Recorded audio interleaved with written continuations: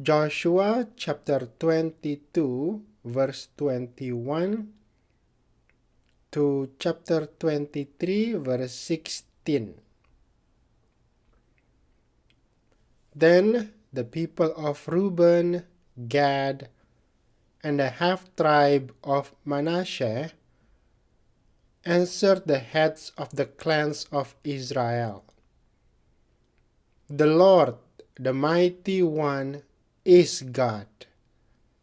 The Lord, the Mighty One, is God. He knows the truth, and may Israel know it too. We have not built the altar in treacherous rebellion against the Lord. If we have done so, do not spare our lives this day.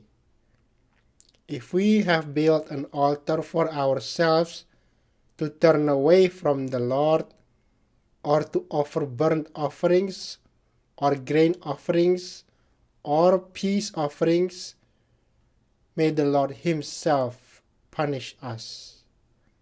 The truth is, we have built this altar because we fear that in the future your descendants will say to ours, 'What right do you have to worship the Lord, the God of Israel?' The Lord has placed the Jordan River as a barrier between our people and your people of Reuben and Gad. You have no claim to the Lord. So your descendants may prevent our descendants from worshiping the Lord. So, we decided to build the altar not for burnt offerings or sacrifices, but as a memorial. It will remind our descendants and your descendants that we, too, have the right to worship the Lord at His sanctuary with our burnt offerings, sacrifices, and peace offerings. Then your descendants will not be able to say to ours, 'You have no claim to the Lord.' If they say this, our descendants can reply, 'Look at this copy of the Lord's altar that our ancestors made.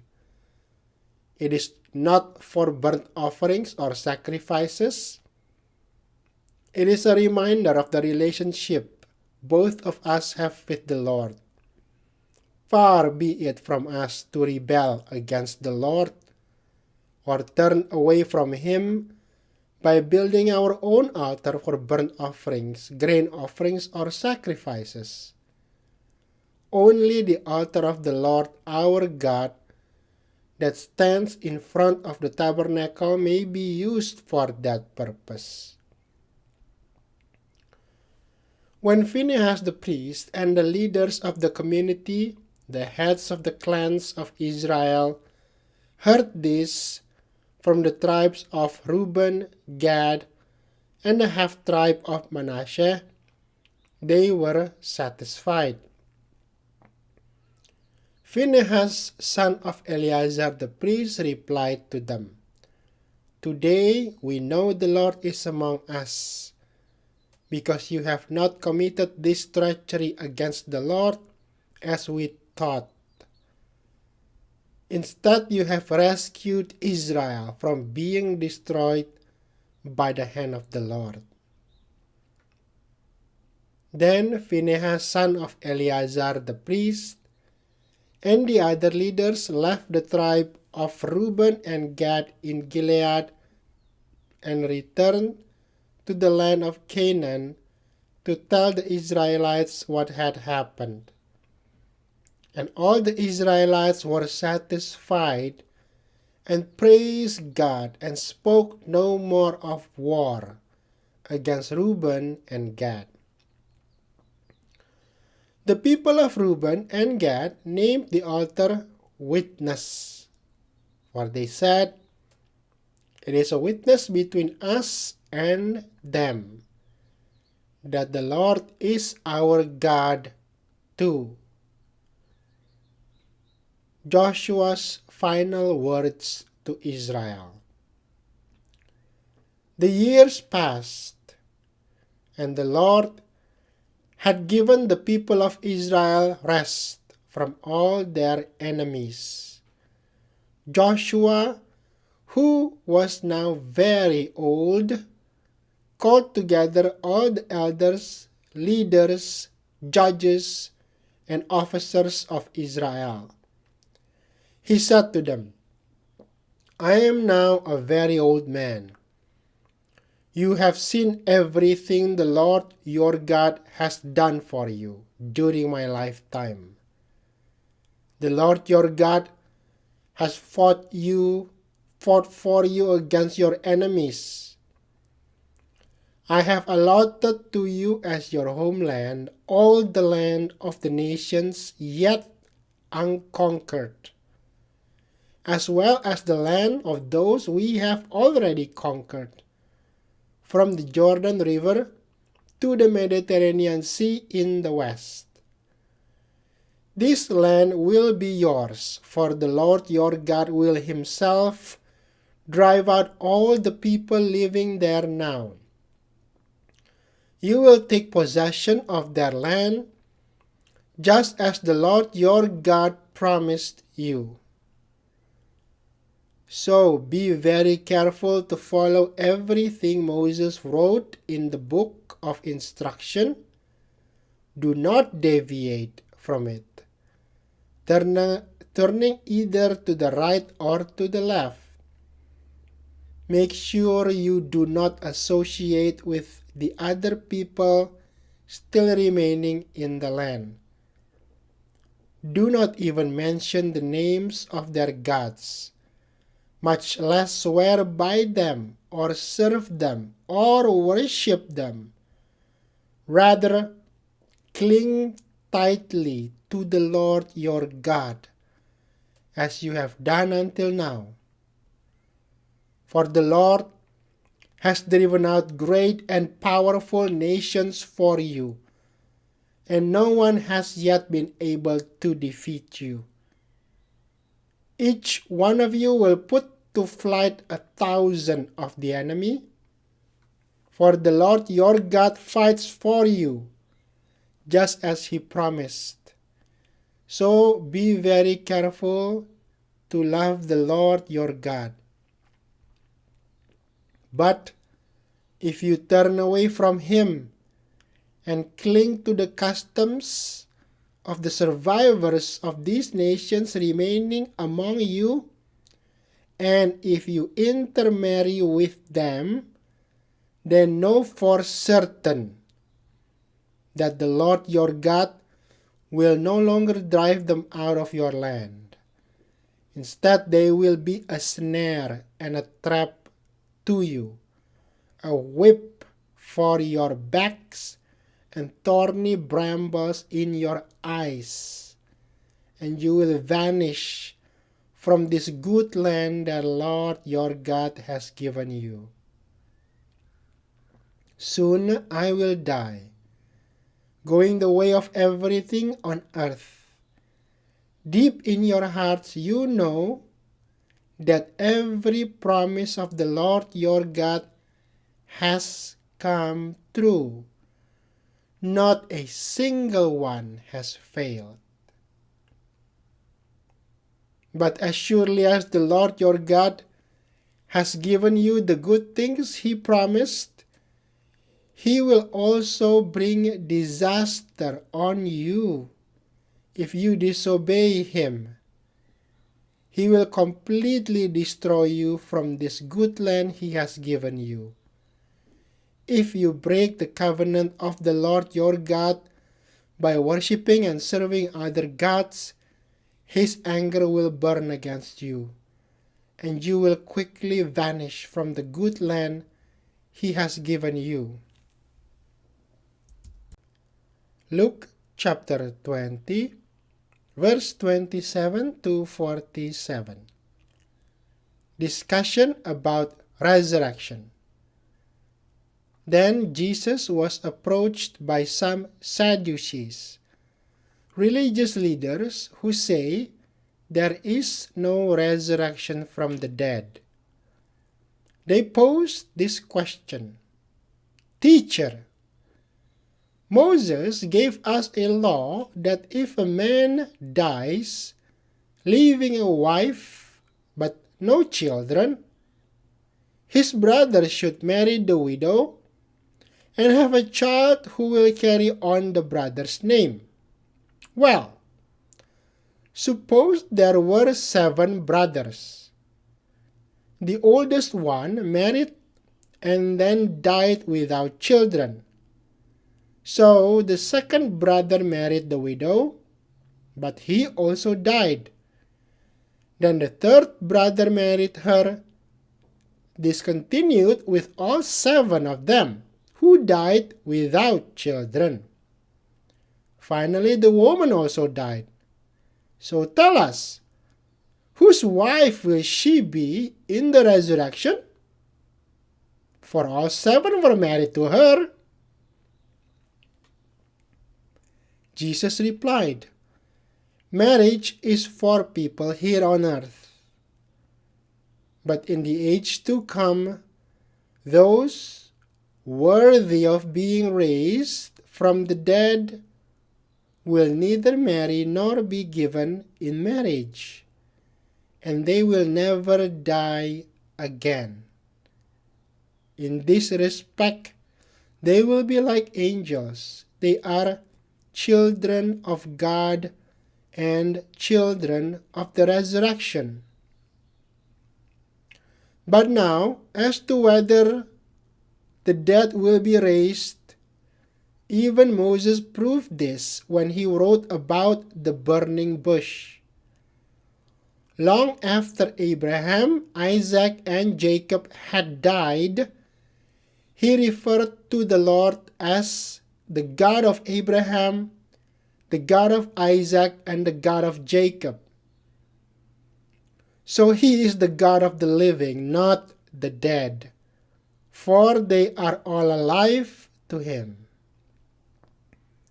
Well said, teacher, remarked some of the teachers of religious law who were standing there. And then no one dared to ask him any more questions. Whose son is the Messiah? Then Jesus presented them with a question. Why is it, he asked, that the Messiah is said to be the son of David?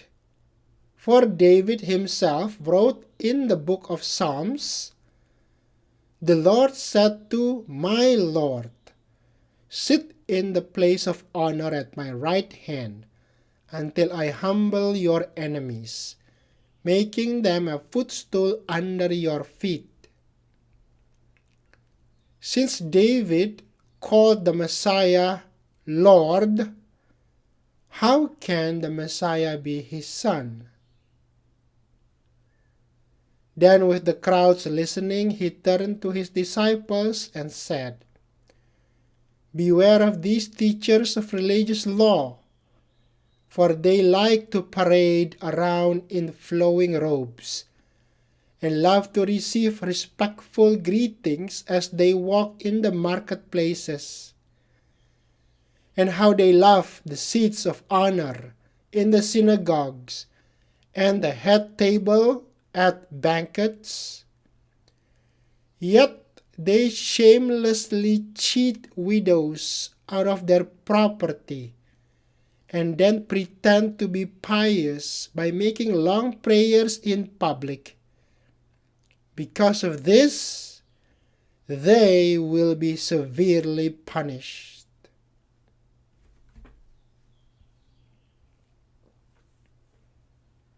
Psalm 89 verse 14 to 37.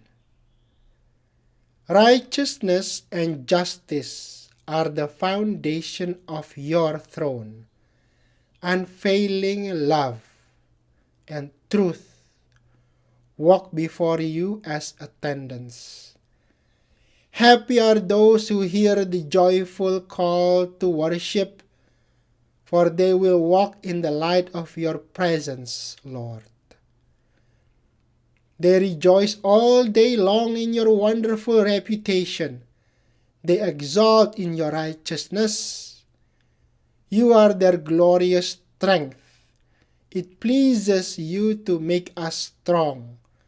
Yes, our protection comes from the Lord, and He, the Holy One of Israel, has given us our King. Long ago you spoke in a vision to your faithful people. You said, I have raised up a warrior. I have selected him from the common people to be king. I have found my servant David. I have anointed him with my holy oil. I will steady him with my hand. With my powerful arm I will make him strong. His enemies will not defeat him, nor will the wicked overpower him. I will beat down his adversaries before him and destroy those who hate him. My faithfulness and unfailing love will be with him, and by my authority he will grow in power. I will extend his rule over the sea, his dominion over the rivers, and he will call out to me, You are my Father, my God, and the rock of my salvation. I will make him my firstborn son, the mightiest king on earth. I will love him and be kind to him forever. My covenant with him will never end. I will preserve an heir for him. His throne will be as endless as the days of heaven. But if his descendants forsake my instructions and fail to obey my regulations, if they do not obey my decrees and fail to keep my commands, then I will punish their sin with the rod, and their disobedience with beating. But I will never stop loving him, nor fail to keep my promise to him. No, I will not break my covenant. I will not take back a single word I said. I have sworn an oath to David, and in my holiness I cannot lie. His dynasty will go on forever. His kingdom will endure as the sun. It will be as eternal as the moon, my faithful witness in the sky. Proverbs chapter 13, verse 17 to 19. An unreliable messenger stumbles into trouble, but a reliable messenger brings healing. If you ignore criticism, you will end in poverty and disgrace. If you accept correction, you will be honored. It is pleasant to see dreams come true, but fools refuse to turn from evil to attain them. An unreliable messenger stumbles into trouble, but a reliable messenger brings healing. If you ignore criticism, you will end in poverty and disgrace. If you accept correction, you will be honored. It is pleasant to see dreams come true, but fools refuse to turn from evil to attain them. An unreliable messenger stumbles into trouble, but a reliable messenger brings healing. If you ignore criticism, you will end in poverty and disgrace. If you accept correction, you will be honored. It is pleasant to see dreams come true, but fools refuse to turn from evil to attain them.